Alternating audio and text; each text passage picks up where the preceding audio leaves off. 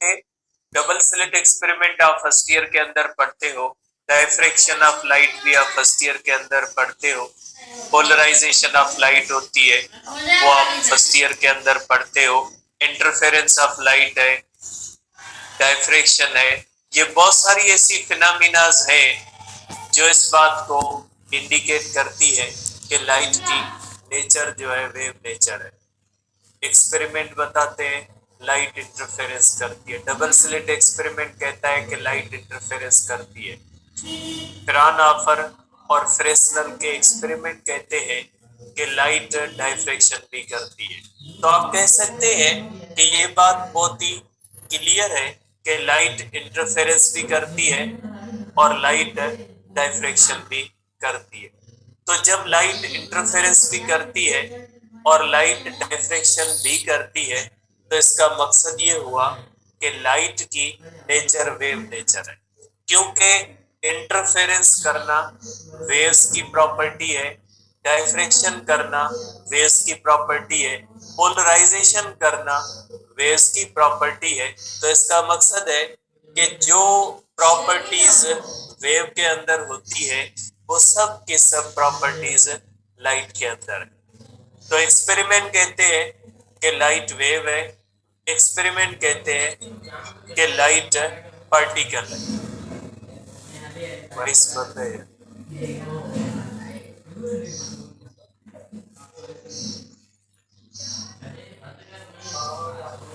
मसला है।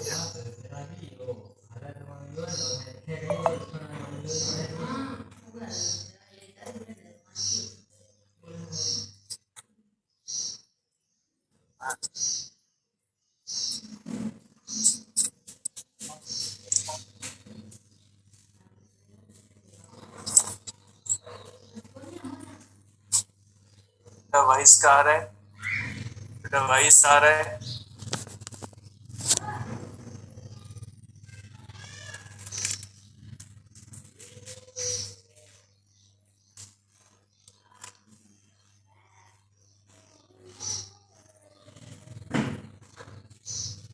वाइस आ रहा है बेटा। देखिए बेटा, तो आप कह सकते हैं कि बेटा एक्सपेरिमेंट्स जो है, जो इंटरफेरेंस के एक्सपेरिमेंट है, डायफ्रैक्शन के एक्सपेरिमेंट है, पोलराइजेशन के एक्सपेरिमेंट है, ये सब के सब एक्सपेरिमेंट ये बात कहते हैं कि लाइट की जो नेचर है वो वेव नेचर है। इस बात से इनकार नहीं किया जा सकता कि लाइट की नेचर वेव नहीं है। मैक्सवेल की थ्योरी कहती है कि लाइट की नेचर वेव है और वो मैथमेटिकली प्रूव्ड और एक्सपेरिमेंटली प्रूव्ड एक थ्योरी है, तो उसको भी आप रिजेक्ट नहीं कर सकते। तो आप कह सकते हैं कि साइंस के सामने, फिजिक्स के सामने बहुत बड़ा इशू आया कि बहुत सारे एक्सपेरिमेंट फिजिक्स के ये बता रहे थे कि लाइट की नेचर वेव नेचर है, जबकि ये जो प्लैंक्स क्वांटम थ्योरी के बाद फोटो इलेक्ट्रिक इफेक्ट आया, कम्पटन इफेक्ट आया और पेयर प्रोडक्शन और एनिलेशन ऑफ मैटर के जो प्रोसेसेस हमने पढ़े, ये सब के सब प्रोसेसेस कहते हैं कि लाइट की नेचर पार्टिकल है। अगर लाइट की नेचर हम पार्टिकल मानते हैं तो फोटो इलेक्ट्रिक इफेक्ट को एक्सप्लेन किया जा सकता है। अगर लाइट की नेचर हम पार्टिकल मानते हैं तो कम्पटन इफेक्ट को एक्सप्लेन किया जा सकता है। लेकिन अगर लाइट की नेचर हम वेव मानते हैं तो फिर photo electric effect, Compton effect, pair production, annihilation को एक्सप्लेन नहीं किया जा सकता। ठीक है, तो ये एक्सपेरिमेंट है जो हमने 17 चैप्टर के अंदर पढ़े। ये सब के सब जो चीजें हैं ये इस बात को इंडिकेट कर रही है कि लाइट की नेचर पार्टिकल। अब यहाँ पे एक जो है वो आप कहें कि एक डेडलॉक आया फिजिक्स के अंदर कि ये जो है लाइट की नेचर क्या है। ठीक है, उस वक्त जो है वो ये समझा जाता था कि फिजिक्स कंप्लीट हो चुकी है और फिजिक्स के अंदर कोई भी नया लॉ, नई चीज डिस्कवर होने के लिए नहीं रही। लेकिन ये जो एक्सपेरिमेंट आए, प्लैंक्स क्वांटम थ्योरी आई, इस बात ने एक बहुत बड़ा आप कहें कि एक इशू क्रिएट किया कि लाइट की नेचर कौन सी है, क्योंकि एक्सपेरिमेंट कह रहे थे कि लाइट की नेचर वेव है, एक्सपेरिमेंट ही कह रहे थे कि लाइट की नेचर पार्टिकल है। तो यहाँ पे एक बंदा था जिसको हम डी ब्रोगले कहते हैं, जिसका नाम है, जिसको सिंपली डी ब्रो कहा जाता है। तो डी ब्रो ने अपने पीएचडी के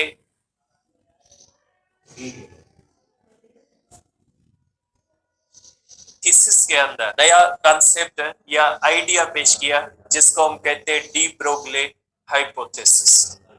ये उसने अपनी पीएचडी के थीसिस के अंदर एक बिल्कुल नोवेल आइडिया पेश किया था कि जिसको उस वक्त एक्सेप्ट करना बहुत ही मुश्किल था।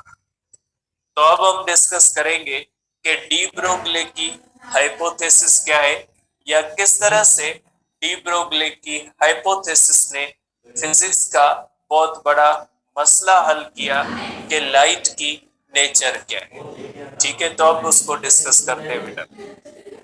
अब डी ब्रोगले हाइपोथेसिस क्या कहती है बेटा? डी ब्रोगले की हाइपोथेसिस के अंदर डी ब्रोगले ने ये कहा कि हम मान लेते हैं कि लाइट वेव है, क्योंकि लाइट की बहुत सारी प्रॉपर्टीज ऐसी है जिनको देखने के बाद ये कहा जा सकता है कि लाइट की ज्यादा प्रॉपर्टीज जो है वो वेव वाली है। तो डी ब्रोगले ने कहा कि मान लेते हैं कि लाइट वेव है, मान लिया लाइट वेव। लेकिन जब हम फोटो इलेक्ट्रिक इफेक्ट की तरफ देखते हैं, हम कम्पटन इफेक्ट की तरफ देखते हैं, तो हम कह सकते हैं कि लाइट वेव होते हुए भी जो काम करेगी वो पार्टिकल के करेगी। तो डी ब्रोगले ने कहा कि लाइट वेव है, लेकिन वो वेव होते हुए भी किसके काम करती है? पार्टिकल के करती है, क्योंकि बहुत सारे एक्सपेरिमेंट प्रूव करते हैं कि लाइट की नेचर वेव है। तो उसने कहा मान लिया कि लाइट वेव है, लेकिन वो वेव होते हुए भी किसके काम कर लेती है? वो काम कर लेती है पार्टिकल। जैसे वो फोटो इलेक्ट्रिक इफेक्ट कर लेती है, मीन्स वो पार्टिकल का काम है। वो कम्पटन इफेक्ट कर लेती है, वो पार्टिकल का काम है। वो पेयर प्रोडक्शन एनिलेशन कर लेती है, वो पार्टिकल का काम है। तो डी ब्रोगले ने कहा कि मान लो कि लाइट वेव है, लेकिन वो वेव होते हुए भी पार्टिकल के काम कर लेती है। तो डी ब्रोगले ने कहा कि अगर लाइट वेव होते हुए भी पार्टिकल के काम कर सकती है, तो नेचर के अंदर साइमेट्री होती है। साइमेट्री का मकसद है कि अगर लाइट वेव होते हुए भी पार्टिकल के काम करेगी, तो जो पार्टिकल होगा वो वेव के काम भी करेगा। मीन्स उसने कहा कि फिर जो इलेक्ट्रॉन होगा, इसकी हाइपोथेसिस सिर्फ इलेक्ट्रॉन के लिए थी, और इसने ये कहा कि जो इलेक्ट्रॉन होता है वो भी इंटरफेरेंस करेगा, वो भी डायफ्रेक्शन करेगा। चाहे वो है तो पार्टिकल, लेकिन वो किसके काम करेगा? वो वेव के काम करेगा। इसने जो हाइपोथेसिस दी थी वो इलेक्ट्रॉन के लिए थी, लेकिन अब हम ये मानते हैं कि ये सब पार्टिकल करते हैं। चाहे वो प्रोटॉन हो, चाहे वो अल्फा पार्टिकल हो, कोई भी पार्टिकल हो, वो वेव की प्रॉपर्टीज रख सकता है। चाहे हम हो, कोई गाड़ी है, कोई ऑब्जेक्ट है, हर वो चीज जो पार्टिकल है लेकिन वो मूव करती है, तो वेव की प्रॉपर्टीज रख सकती है। उसकी फ्रीक्वेंसी भी होगी, उसकी वेवलेंथ भी होगी, और उसका वही बिहेवियर होगा जो एक वेव का होता है। जिस तरह से वेव इंटरफेरेंस करती है, वेव डायफ्रेक्शन करती है, तो हर पार्टिकल जो होगा वो इंटरफेरेंस भी करेगा और डायफ्रेक्शन भी करेगा।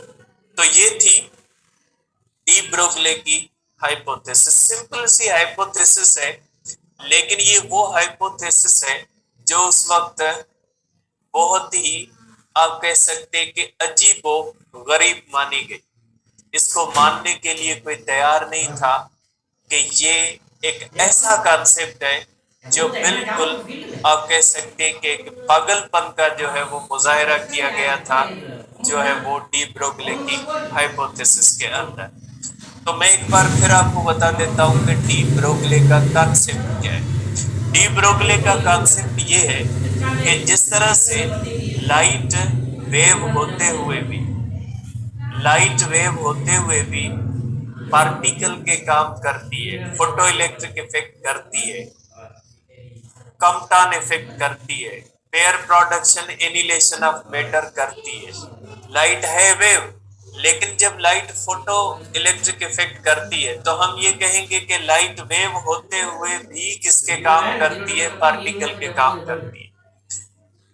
जब वो कम्पटन इफेक्ट करती है तो हम कहेंगे लाइट वेव होते हुए भी कम्पटन इफेक्ट करती है, मतलब वो पार्टिकल वाले काम करती है, वो पेयर प्रोडक्शन एनिलेशन करती है। इसका मकसद है लाइट वेव होते हुए भी पार्टिकल की प्रॉपर्टीज रखती है। जैसे फॉर एग्जांपल एक इंसान होता है, इंसान की प्रॉपर्टीज अलग होती है, जानवरों की प्रॉपर्टीज अलग होती है, लेकिन बहुत सारे ऐसे इंसान होते हैं जिनके अंदर आजकल जानवरों वाली प्रॉपर्टीज भी आ गई है। तो आप ये नहीं कहोगे कि वो इंसान जानवर बन गया, वो शेप से, शक्ल से इंसान होता है, लेकिन उसके काम जो होते हैं वो जानवरों वाले होते हैं। ठीक है, तो इस तरह से जो वेव होती है, उस वेव के अंदर जो प्रॉपर्टीज होती है वो प्रॉपर्टीज किसकी होती है, पार्टिकल की होती है। तो डी ब्रोगली ने कहा कि जिस तरह से लाइट वेव होते हुए भी पार्टिकल की प्रॉपर्टीज रखती है, तो इसी तरह से जो इलेक्ट्रॉन है, डी ब्रोगली की हाइपोथेसिस डेवलप की गई थी सिर्फ इलेक्ट्रॉन के लिए, लेकिन अब इस हाइपोथेसिस को हम सब पार्टिकल्स के लिए अप्लाई कर सकते। तो डी ब्रोगली ने कहा कि जो पार्टिकल इलेक्ट्रॉन होगा, वो इलेक्ट्रॉन जब मूव करेगा तो मोशन के दौरान वो वेव की प्रॉपर्टीज रखेगा, वो इंटरफेरेंस भी करेगा, वो डायफ्रेक्शन भी करेगा, उसके अंदर वो सारी की सारी प्रॉपर्टीज होंगी जो एक वेव के पास होती है। और ये जो इलेक्ट्रॉन को वेव की प्रॉपर्टीज उसने असाइन की, उसने कहा कि इलेक्ट्रॉन वेव वाले काम कर सकता है। ये उस वक्त का ऐसा कॉन्सेप्ट था जिसके बारे में ये समझा गया कि ये एक पागल शख्स का कॉन्सेप्ट है, इसका अकल से लेना देना कोई नहीं। तो ये थी डी ब्रोगली की हाइपोथेसिस, और इसके अंदर डी ब्रोगली ने एक फार्मूला भी दिया था कि जब कोई भी इलेक्ट्रॉन मूव करेगा तो उस इलेक्ट्रॉन की वेवलेंथ आप किस तरह से कैलकुलेट कर सकते हो, उसका फार्मूला भी दिया था। और इलेक्ट्रॉन की जो एटम के अंदर मोशन है उसके शेप्स भी दिए थे कि उसके शेप्स कैसे होंगे। तो अब इसको डिस्कस करते हैं डी ब्रोगली की हाइपोथेसिस को।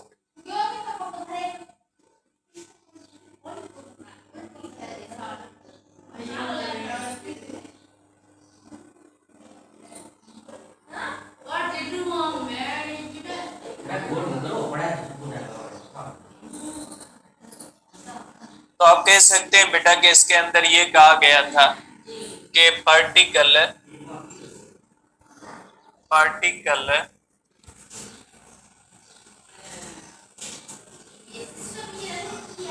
कैन हैव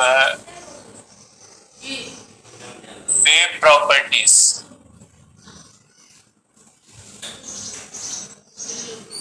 के पार्टिकल्स को क्या हो सकती है, वेव की प्रॉपर्टीज हो सकती है कि पार्टिकल लाइक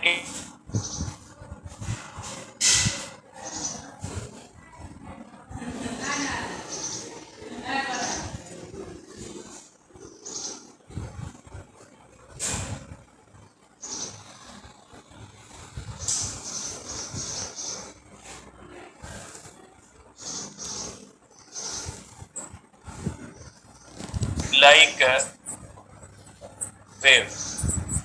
ठीक है, तो डी ब्रोगली ने कहा इसमें कोई हैरत की बात नहीं है कि लाइट जो होती है वो वेव होते हुए भी फोटो इलेक्ट्रिक इफेक्ट कैसे करती है, कम्पटन इफेक्ट कैसे करती है, पेयर प्रोडक्शन एनिलेशन कैसे करती है।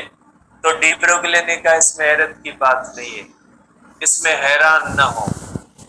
कि आप जो समझते हैं कि लाइट वेव है, बस वो वेव वाले काम करेगी, पार्टिकल वाले नहीं करेगी, इसको छोड़ दें कॉन्सेप्ट को। ये जो पुराना कॉन्सेप्ट फिजिक्स का है कि वेव अलग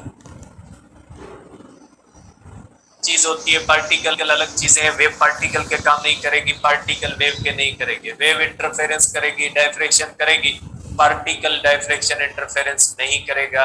ये उसने कहा पुराना कॉन्सेप्ट छोड़ दे। मान लें कि लाइट वेव है, वेव होते हुए वो इंटरफेरेंस करती है, डायफ्रेक्शन करती है, वो वेव की प्रॉपर्टीज रखती है, तो उसने कहा मान लें कि जो इलेक्ट्रॉन होगा वो पार्टिकल है। इलेक्ट्रॉन को वेव नहीं कहेंगे कि इलेक्ट्रॉन पार्टिकल है, लेकिन वो पार्टिकल होते हुए भी किसके काम करेगा? पार्टिकल होते हुए भी वो वेव वाले काम करेगा। अब इसको मानना इतना आसान नहीं था। क्यों आसान नहीं था? एक सबसे बड़ा एक आपको मैं एग्जांपल दे देता हूं। जैसे मैं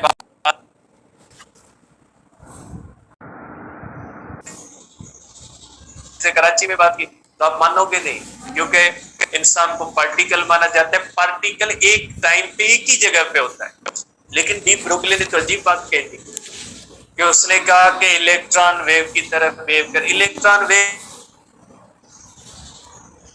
की तरफ वेव करेगा, तो इसको मानना इतना आसान है कि ठीक है भाई इलेक्ट्रॉन वेव की तरह होगा, भले कर ले इंटरफेरेंस, भले डायफ्रेक्शन, लेकिन उसका इफेक्ट एक बहुत ही ऐसा अजीब इफेक्ट आ रहा था कि अगर वो इंटरफेरेंस करेगा, वो डायफ्रेक्शन करेगा, तो एक इलेक्ट्रॉन एक ही टाइम पे हर जगह पे मौजूद होगा। कैसे होगा ऐसे? कि ये बात साइंटिस्ट मानने के लिए तैयार नहीं थे कि भाई इलेक्ट्रॉन पार्टिकल है, उसको एक टाइम पे एक ही जगह पे आप डिटेक्ट करोगे। जैसे बोर की चूड़ी कहती है, बोर की चूड़ी कहती है सर्कुलर ऑर्बिट है, सर्कुलर ऑर्बिट है तो फिर अनसर्टेनिटी किस बात की? फिर तो इलेक्ट्रॉन आप सर्किल में आप डिटेक्ट कर सकते हैं कि उसकी पोजीशन 0.5310 मीटर होता है ना, इसका रेडियस होता है हाइड्रोजन का। तो फिर तो इलेक्ट्रॉन तो उसकी पोजीशन तो फिक्स है ना कि वो फर्स्ट ऑर्बिट में होगा, तो वो कितनी किस पोजीशन पे होगा? 0.5310 मीटर पे होगा। बात ही खत्म। फिर कौन सी अनसर्टेनिटी, कौन से मसले खत्म है सारे। लेकिन डी ब्रोगले की बात का जो असर था बहुत गहरा असर था। आप इसको सिंपल ना लें कि इलेक्ट्रॉन इंटरफेरेंस करता है, क्या बड़ी बात होगी। भले कप्तान इफेक्ट कर लेती है, तो भाई इलेक्ट्रॉन ने अगर डायफ्रेक्शन की, इलेक्ट्रॉन ने अगर इंटरफेरेंस किया तो कौन सा आसमान गिर पड़ा? भले कर ले। लेकिन उसका एक खतरनाक जो पीछे असर आ रहा था वो ये था कि फिर आपको एक ही पार्टिकल को एक ही टाइम पे डिफरेंट जगहों पे एग्जिस्ट करते हुए मानना पड़ेगा। ये एक ऐसा कॉन्सेप्ट था जिस बात को मानना उस वक्त की साइंस के लिए पॉसिबल नहीं था। लेकिन डी ब्रोगली ने कहा ऐसा होगा। एक ही इलेक्ट्रॉन एक ही टाइम पे बहुत सारी जगहों पे मौजूद आप पाओगे। इलेक्ट्रॉन सर्कुलर ऑर्बिट में मूव नहीं करता, ठीक है। बहुत सारी इसकी डीप इफेक्ट्स थे, इतने डीप इफेक्ट्स थे जिसको मानना बहुत ही मुश्किल हो रहा था, उसको मानना इतना आसान नहीं था, ठीक है। तो डी ब्रोगले ने क्या कहा? इलेक्ट्रॉन जो होता है वो वे वाली प्रॉपर्टीज रखेगा। इलेक्ट्रॉन को आप स्लिट से गुजारोगे, इंटरफेरेंस करेगा, फ्रिंजेस बनाएगा, डार्क ब्राइट फ्रिंजेस बनाएगा, डायफ्रेक्शन की फ्रिंजेस बनाएगा। इलेक्ट्रॉन बिल्कुल वही काम करेगा जो वेव करती है। वेव एक टाइम पे डिफरेंट जगहों पे मौजूद रह सकती है, ठीक है। इसी तरह से इलेक्ट्रॉन एक ही टाइम पे एक ही इलेक्ट्रॉन डिफरेंट जगहों पे आप उसको डिटेक्ट करोगे। ये बहुत ही अजीब हाइपोथेसिस, इसको मानना अब अगर आपके माइंड में भी चीज आई है तो आपके लिए भी ये मानना मुश्किल होगा कि ऐसे कैसे हो सकता है कि एक ही इलेक्ट्रॉन को आपके उस कोने में भी मौजूद है, उस कोने में भी मौजूद है। कैसे आप कह सकते हैं कि एक इंसान उमरकोट में भी उस वक्त मौजूद था, कराची में भी मौजूद था, इस्लामाबाद में भी मौजूद। मींस एक ही पार्टिकल की एग्जिस्टेंस एक सिंगल टाइम पे डिफरेंट पोजीशंस पे कैसे डिटेक्ट की जा सकती? लेकिन डी ब्रोगले ने कहा ऐसा होगा। और उसने सिर्फ ये कॉन्सेप्ट नहीं दिया, उसने एक फार्मूला भी बताया कि इलेक्ट्रॉन जो होता है वो जब मूव करता है तो उसकी वेवलेंथ भी होती है, और वेवलेंथ का जो उसने फार्मूला दिया वो ये है। क्या आप कह सकते हैं कि जब इस तरह से इलेक्ट्रॉन, और इसने ये जो है वो वेवलेंथ के बारे में कहा कि इसकी वेवलेंथ होगी h अपान p, या वेवलेंथ होती है h अपान m v, ठीक है। या अगर काइनेटिक एनर्जी के सेंस में देखते हैं तो आपको पता है कि काइनेटिक एनर्जी होती है p स्क्वायर अपान 2m, तो p हो जाएगा under radical twice of kinetic energy into m। तो आप इस तरह भी लिख सकते हैं कि lambda is equal to h upon under radical twice of kinetic energy into mass of electron. इसने कहा इलेक्ट्रॉन की वेवलेंथ होती है, और इलेक्ट्रॉन ऑर्बिट के अंदर जब रिवॉल्व करता है तो लाइक वेव नहीं करता, ऑर्बिट के अंदर इलेक्ट्रॉन स्टेशनरी वेव्स बनाता है। ऑर्बिट के अंदर इलेक्ट्रॉन जो बनाता है वो इस तरह से स्टेशनरी वेव्स बनाता है, इस तरह से।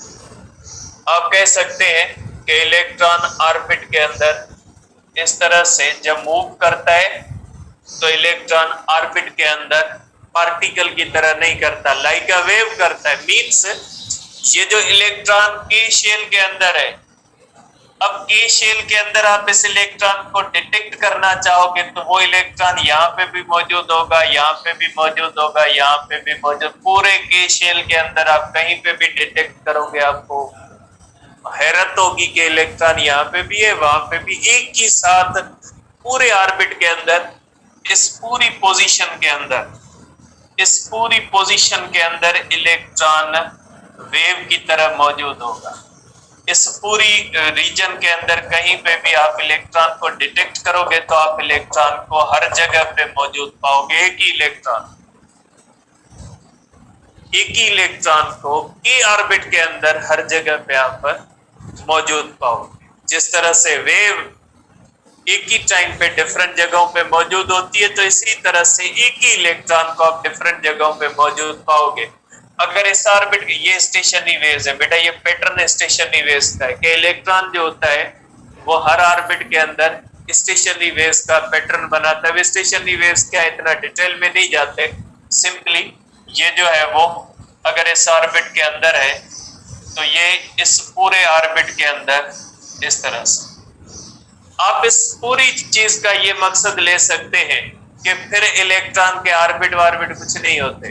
इलेक्ट्रॉन कहीं पे भी हो सकता है, ऑर्बिट के बाहर कहीं पे भी हो सकता है, और इस तरह से ऑर्बिट्स के अंदर इसका वेव नेचर इस तरह से होती है। डिफरेंट ऑर्बिट्स के अंदर, फर्स्ट ऑर्बिट के अंदर इसकी वेव नेचर इस तरह से होती है, सेकंड के अंदर इस तरह से होती है, थर्ड के अंदर इस तरह से होती है।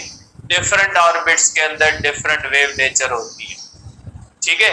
अगर फर्स्ट ऑर्बिट के अंदर एक बहुत ही जो है वो इंटरेस्टिंग बात है कि अगर आप फर्स्ट ऑर्बिट की वेवलेंथ फाइंड करना चाहोगे, अगर फर्स्ट ऑर्बिट की वेवलेंथ फाइंड करना चाहोगे, h upon m v1 means velocity in the first orbit. First orbit के अंदर वेलोसिटी, तो आपको वेव नेचर और इसकी वेवलेंथ मिल जाएगी कि इलेक्ट्रॉन जब मूव करता है, ठीक है, फर्स्ट ऑर्बिट के अंदर, तो उसकी वेवलेंथ कितनी हो जाएगी, h अपान mv1 होगी, ठीक है। सेकंड ऑर्बिट के अंदर और एक बात से बहुत ही इंटरेस्टिंग बात है, अगर आप सरकमफेरेंस फर्स्ट ऑर्बिट का निकालोगे c1 इज इक्वल टू होता है 2 पाई r1। सरकमफेरेंस फर्स्ट ऑर्बिट का होता है वो कितना होता है, सरकमफेरेंस, क्योंकि बोर ने क्या कहा था, ऑर्बिट सर्कुलर होता है, सर्कुलर ऑर्बिट का सरकमफेरेंस कितना होता है, 2 पाई r1 होता है। अगर आप इसको कैलकुलेट करोगे तो इक्वल पाओगे। बोर की थ्योरी के मुताबिक जो फर्स्ट ऑर्बिट का सरकमफेरेंस है, डी ब्रो की हाइपोथेसिस के मुताबिक फर्स्ट ऑर्बिट की वेवलेंथ उसके बराबर, ठीक है। ये बहुत ही एक अजीब इनके दरमियान रिजेम्बलेंस आप कह सकते हैं कि बोर ने कहा था ऑर्बिट सर्कुलर है, डी ब्रोगले ने कहा सर्कुलर नहीं है, क्योंकि लाइक अ वेव मूव करता है, इसका कोई भी फिक्स पोजीशन तो है ही नहीं। अगर आप ऑर्बिट को सर्कुलर कहते हो तो सर्किल का तो रेडियस फिक्स है, फिर कौन सी अनसर्टेनिटी उसके अंदर, पोजीशन के अंदर कौन सी सर्टेनिटी मोमेंटम के अंदर। जब आप पोजीशन मूव कर ली, आपने मेयर कर ली, तो आपने वेलोसिटी मेयर कर ली, आपने मोमेंटम मेयर कर लिया, कौन सी uncertainty. Uncertainty is result of de Broglie hypothesis. Uncertainty का कॉन्सेप्ट डी ब्रोगली की हाइपोथेसिस से डायरेक्ट आया है कि जब इलेक्ट्रॉन एक जगह पे एक ही टाइम पे, जब एक जगह पे नहीं बहुत सारी जगहों पे उसको डिटेक्ट किया जाएगा तो उसकी पोजीशन एक्यूरेटली मेयर नहीं की जा सकती। वेव की पोजीशन कौन सी आप बताओ। आपके पूरे रूम के अंदर लाइट फैली हुई है, आप क्या कहोगे कि लाइट की पोजीशन उस कोने में, उस कोने में, आप पोजीशन नहीं बता सकते। आप पोजीशन बताओगे, गलत बताओगे। आप बताओगे उस कोने में उसकी पोजीशन है, तो लाइट तो दूसरे कोने में भी मौजूद है। तो अनसर्टेनिटी तब आती है जब आप इलेक्ट्रॉन को वेव की तरह मानोगे कि इलेक्ट्रॉन तो इस पूरी एरिया के अंदर एक ही टाइम पे मौजूद होता है। क्या पोजीशन बताओगे कि वो इलेक्ट्रॉन कहाँ पे है। एक जगह की पोजीशन बताओगे तो उसमें अनसर्टेनिटी तो होगी ना कि भाई मैंने यहाँ पे तो बताई लेकिन वो तो वहां पे भी मौजूद है। तो एक एरिया के अंदर मौजूद होता है, एक रीजन के अंदर मौजूद होता है, या अनसर्टेनिटी आती है। लेकिन एक अजीब व गरीब इसके अंदर बात थी कि बोहर की थ्योरी के अंदर ऑर्बिट को सर्कुलर माना गया, पोजीशन फिक्स कर दी गई। उसका सरकमफेरेंस आप कैलकुलेट करोगे फर्स्ट का, तो सरकमफेरेंस किसके साथ मैच करेगा। जो डी ब्रोगली ने कहा था कि जो फर्स्ट ऑर्बिट के अंदर उसकी वेवलेंथ होगी, तो फर्स्ट ऑर्बिट का सरकमफेरेंस फर्स्ट ऑर्बिट की वेवलेंथ के बराबर आ जाएगा। Means according to the de Broglie उसकी पोजीशन फिक्स नहीं है, उसका ऑर्बिट सर्कुलर नहीं है, उसका वेव लाइक शेप है एक, ठीक है, वो वेव की तरह मूव करता है, लेकिन उसकी वेवलेंथ मैच कर रही थी सरकमफेरेंस के साथ। ठीक है, तो ये एक अजीब व गरीब इसके अंदर एक बात थी। बहरहाल इसको हाइपोथेसिस कहा गया क्योंकि एक्सपेरिमेंटल प्रूफ कोई नहीं था कि इलेक्ट्रॉन इंटरफेरेंस करता है, इलेक्ट्रॉन डायफ्रेक्शन करता है। एक पागल का ख्वाब समझा गया कि इस बंदे ने अपनी पीएचडी की थीसिस के अंदर एक अहमकाना बात की है, बेवकूफाना बात की है कि ये इलेक्ट्रॉन ऐसे करेगा। लेकिन इस बंदे की हाइपोथेसिस थी कि इलेक्ट्रॉन वेव की तरह बिहेव करेगा और इस इलेक्ट्रॉन के अंदर वही सारे कैरेक्टरिस्टिक्स होंगे जो किसी भी वेव के अंदर होंगे। वेव इंटरफेरेंस करती है, पार्टिकल इंटरफेरेंस करेगा। ये बंदा अपनी बात पे डटा रहा कि इलेक्ट्रॉन के अंदर जो है वो वेव प्रॉपर्टीज होंगी। अब इस चीज में एक बात देखें बेटा कि इसने कहा कि जो पार्टिकल की वेवलेंथ होगी बेटा, जो पार्टिकल की वेवलेंथ होगी वो होती है h/mv। ठीक है, अब इसके मैं एग्जांपल लेता हूं, फिर उसकी मैं असल चीज बताता हूं कि इसका मकसद क्या है। कि एग्जांपल लेता हूं मैं बेटा, एक एग्जांपल मैं लेता हूं बेटा कि अगर एक हमारे पास मास है, वो 10 किलोग्राम मास है और वो मूव कर रहा है इज इक्वल टू 100 मीटर पर सेकंड। ये भी बहुत बड़ी वेलोसिटी है। 10 किलोग्राम के लिए 100 मीटर पर सेकंड बहुत बड़ी वेलोसिटी। अब इसकी वेवलेंथ निकालें। इसकी वेवलेंथ कितनी होगी, is equal to h/mv। h होता है 6.634 10⁻−34 अपान हो जाएगा 10 into 100, ये हो जाएगा 6.634 10 पावर, ये हो जाएगा 10 पावर 3 -37 मीटर। इतनी छोटी वेवलेंथ होगी 6.634 10 power -37 metre. Practically impossible to measure. आज तक साइंस इसके काबिल नहीं हुई, physics sorry, practically impossible to measure. आपको पता है, आपने 9th चैप्टर फर्स्ट ईयर के अंदर पढ़ा है कि एक्सरे की वेवलेंथ भी डायफ्रैक्शन थ्रू क्रिस्टल हम मेयर करते हैं। हमारे पास इतनी सलाहियत नहीं है अभी तक कि हम 10⁻⁻37 मीटर जितनी छोटी वेवलेंथ को हम मेयर कर सकें।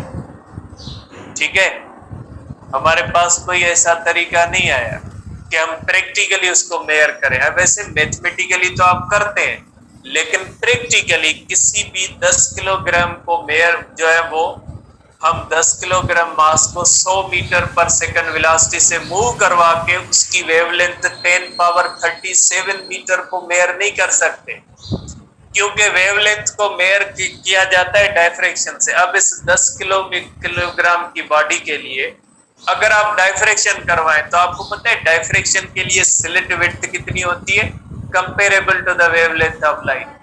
अब 10 किलोग्राम की बॉडी का अगर डायफ्रैक्शन आप करवाओगे तो उसके लिए स्लिट की विड्थ कितनी होनी चाहिए, 10⁻⁻37 मीटर। और आपके पास इतने छोटे स्लिट है ही नहीं, क्योंकि हमारे पास तो एक्सरे के लिए भी हम क्रिस्टल का सहारा लेते हैं। एक्सरे की 10⁻−10 होती है, -10 को मेयर करना हमारे लिए मसला होता है, वो क्रिस्टल की मदद हम लेते हैं। तो 10⁻−37 को कहां से मेयर कर सकेंगे? इसका मकसद क्या हुआ है? इसका मकसद ये कि जो बड़े पार्टिकल होते हैं, जो आम पार्टिकल होते हैं, इनके अंदर वेव इफेक्ट्स जो होते हैं वो नजरअंदाज कर सकते हैं। आम पार्टिकल के अंदर वेव इफेक्ट्स होते हैं, ऐसा नहीं होते। आप मूव करते हो, आपके अंदर वेव इफेक्ट्स हैं, लेकिन आपकी वेवलेंथ इतनी छोटी होगी कि उसको आप नजरअंदाज कर लोगे। तो आप कह सकते हैं कि नोट इन कॉमन लाइफ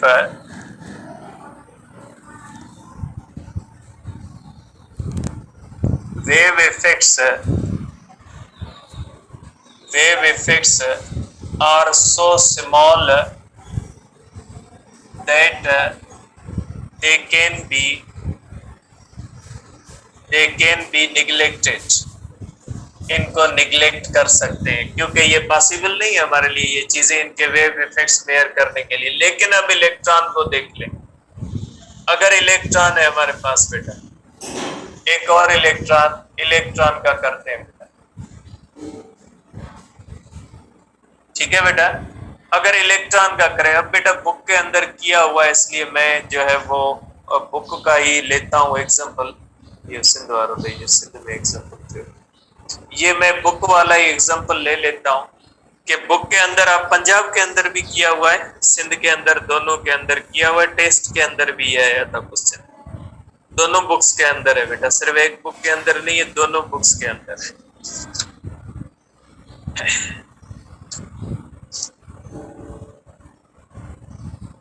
और अगर कोई इलेक्ट्रॉन है बेटा, इलेक्ट्रॉन है, वो मूव करता है, उसकी वेलोसिटी है 10⁻7 मीटर पर सेकंड। जैसे बेटा इसके अंदर होती है, ऑर्बिट के अंदर भी इलेक्ट्रॉन की बहुत ज्यादा स्पीड होती है।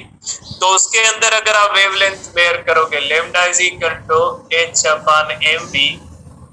बेटा ये इलेक्ट्रॉन है, मास ऑफ इलेक्ट्रॉन 9.1 10⁻−31 किलोग्राम है बेटा। तो होगा 6.634 10⁻−34 अपन 9.1 10⁻−31 इंटू वेलोसिटी। बेटा वेलोसिटी कितनी है, 10⁻7। तो आंसर कितना आएगा, अप्रोक्सीमेटली आएगा 0.72 इंटू 10⁻−10 मीटर जो है वो आ जाएगा बेटा। इतनी आ जाएगी wave, means wavelength of electron कितनी है बेटा, 10⁻−10 मीटर। और ये प्रैक्टिकली मेयरेबल है, ये प्रैक्टिकली मेयरेबल है बेटा, क्योंकि आपको पता है कि ये जो है वो वेवलेंथ एक्सरे की वेवलेंथ के बराबर है। तो इसका मकसद है जिस तरह से एक्सरे की वेवलेंथ आप मेयर कर सकते हैं, मींस एक्सरे डायफ्रैक्ट करता है क्रिस्टल से। तो इसका मकसद है कि अगर आप इलेक्ट्रॉन को डायफ्रेक्शन करवाएं तो क्रिस्टल आपको मदद दे सकते हैं। मीन्स जो सब एटॉमिक लेवल पे जो चीजें होती है, जो स्मॉल पार्टिकल्स होते हैं, उनके अंदर वेव वाले प्रॉपर्टीज डोमिनेंट होती है। बड़ी चीजों के अंदर वेव वाली प्रॉपर्टीज डोमिनेंट नहीं होती। इसलिए आम तरह से जो चीजें होती है ना, वो हमें वेव की तरह बिहेव करते हुए महसूस नहीं होती। लेकिन जब हम इसको माइक्रोस्कोपिक लेवल पे लेंगे, जब हम इन छोटे छोटे पार्टिकल्स को देखेंगे जिनके मास बहुत ही छोटे होते हैं और बहुत सारी वेलोसिटीज होती है, उनके अंदर वेव इफेक्ट्स डोमिनेंट होंगे। वो आपको डायफ्रेक्शन करके भी दिखाएंगे, वो आपको इंटरफेरेंस करके भी दिखाएंगे। मींस इलेक्ट्रॉन डायफ्रेक्शन कर लेगा। क्यों कर लेगा? क्योंकि डायफ्रेक्शन के लिए स्लिट विड्थ होती है comparable to the wavelength. X ray की वेवलेंथ भी इतनी होती है, एक्सरे कर लेता है ना क्रिस्टल से डायफ्रेक्शन, तो मींस इलेक्ट्रॉन कर लेगा डायफ्रेक्शन। तो क्या कहोगे आप कि सब एटॉमिक लेवल पे छोटे पार्टिकल्स के अंदर वेव इफेक्ट्स जो होते हैं वो डोमिनेंट होते हैं। ठीक है, तो डी ब्रोगले ने कहा था इलेक्ट्रॉन के लिए कि इलेक्ट्रॉन के अंदर डोमिनेंट होंगे, लेकिन इसका मतलब ये नहीं कि है ये इलेक्ट्रॉन के लिए, ये है अब सब के लिए। अब हम मानते सब पार्टिकल के अंदर वेव इफेक्ट्स होते हैं, लेकिन जो आम पार्टिकल होते हैं, कॉमन पार्टिकल होते हैं, बड़े पार्टिकल होते हैं, उनके अंदर वेव इफेक्ट्स जो होते हैं वो इतने छोटे होते हैं कि उनको मेजर नहीं किया जा सकता। हो सकता है फ्यूचर के अंदर हम मेजर कर लें, लेकिन अभी नहीं कर सकते। ठीक है, अभी मेरे ख्याल में 10⁻⁻17 मीटर, मुझे डेटा सही याद नहीं है, कि अभी आप जो कर सकते हैं शायद 10⁻⁻17 या -14 तक मेजर कर सकते हैं। मुझे सही याद नहीं है, आप देख लीजिएगा, नहीं तो काम की बात नहीं है। बहरहाल 10⁻⁻37 स्टिल फिजिक्स के पास वेव इफेक्ट्स जो है वो मेजर करना इम्पॉसिबल है। इसलिए आम जिंदगी के अंदर जो चीजें होती हैं उनके अंदर वेव इफेक्ट्स न होने के बराबर हो। जैसे आटे के अंदर अगर नमक बिल्कुल थोड़ा डाला जाए तो वो आपको महसूस नहीं होगा, लेकिन एक अप्रिशिएबल अगर डालेंगे तो वो हमें खाने में महसूस होता है। ठीक है, तो इसी तरह से जो है वो छोटे छोटे जो पार्टिकल होते हैं उनके अंदर जो वेव इफेक्ट्स होते हैं वो इतने ज्यादा वेव इफेक्ट्स होते हैं कि इस तरह से आप उनको मेजर कर सकते। तो आप कहोगे इसके बारे में क्या कहोगे? Wave effects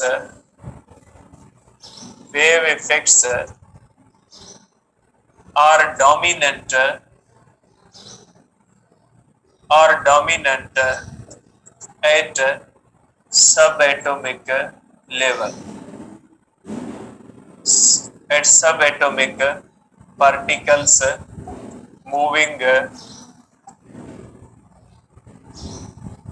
with higher velocities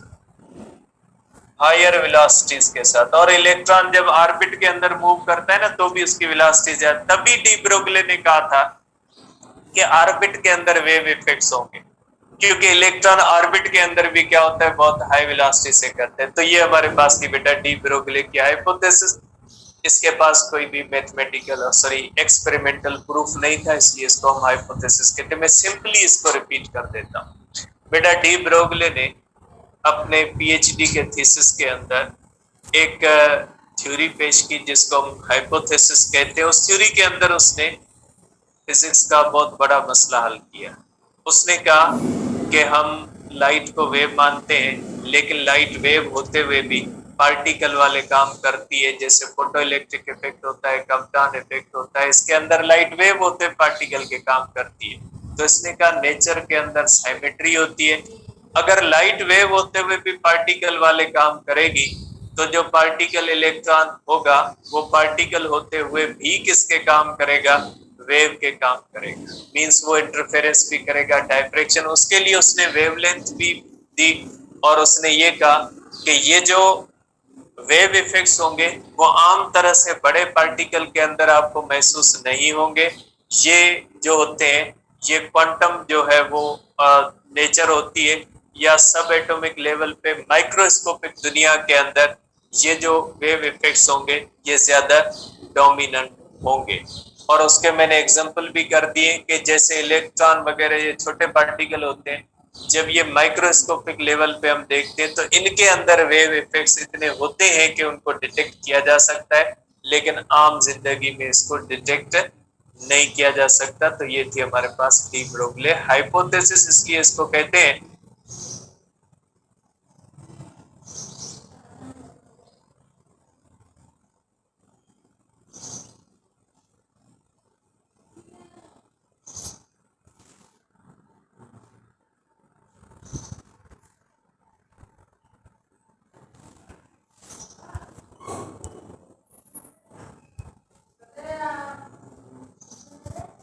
ठीक है, कल डिस्कस करेंगे।